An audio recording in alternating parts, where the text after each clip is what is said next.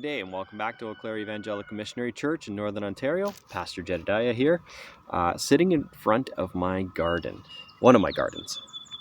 Gardening often is, well, it's an act of faith, to be honest.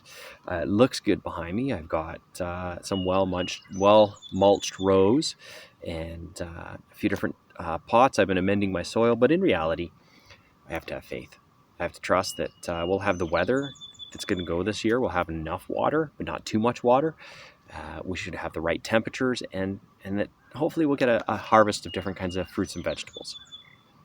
We were talking about the faith of Abraham recently, and I want to continue on with the idea of faith, reminding us that faith, in the New Testament, the word for faith is about a strong conviction and a confidence within, to the point where you are willing to testify of it publicly, as if you're on trial, and your faith was on trial.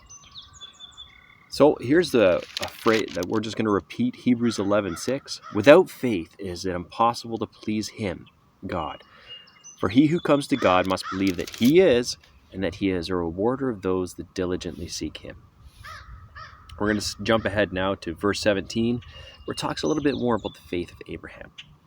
By faith, Abraham, when he was tested, offered up Isaac, who he had received of the promises, his only begotten son, of whom it was said, "In Isaac your seed to be called," concluding that God was able even to raise him up from the dead, from which he also received him in a figurative sense.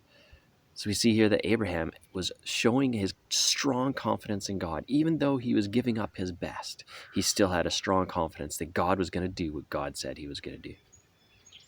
By faith, Isaac blessed Jacob and Esau concerning things to come. By faith, Jacob, when he was dying, blessed each of the sons of Joseph, and worshipped leaning on top of his staff. By faith, Joseph, when he was dying, made mention of the departure of the children of Israel and gave instructions concerning his bones. By faith, Moses, when he was born, was hidden 3 months by his parents because they saw he was a beautiful child. They were not afraid of the king's command. They had a strong confidence and assurance in God that he would look after this baby. So it's not even Moses here, it's Moses' parents. By faith, Moses, when he became of age, refused to be called the son of Pharaoh's daughter, choosing rather to suffer affliction with the people of God than to enjoy the passing pleasures of sin, esteeming the reproach of Christ greater than the riches offered to him in Egypt. For he looked to the reward, and the reward is God. He's really the reward we're seeking, because He is everything that is good, everything that is beautiful, everything that is pure. By faith, Moses, he forsook Egypt, not fearing the wrath of the king, for he endured as seeing Him who is invisible. By faith, he kept the Passover and sprinkling of the blood, lest he who destroyed the firstborn should touch them.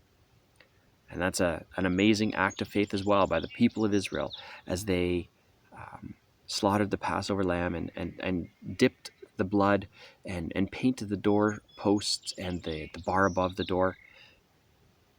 And their faith was rewarded by God passing over their houses. By faith, they passed through the Red Sea as on by dry land, whereas the Egyptians, attempting to do so, drowned. By faith, the walls of Jericho fell down, and they were encircled after they were encircled 7 days. That was it. They were just encircled for 7 days, and then the walls were crushed. But by faith, the harlot Rahab did not perish with those who did not believe, when she received the spies with peace. So Rahab was there at the Battle of Jericho. In fact, it tells us in that story that she actually lived in the wall.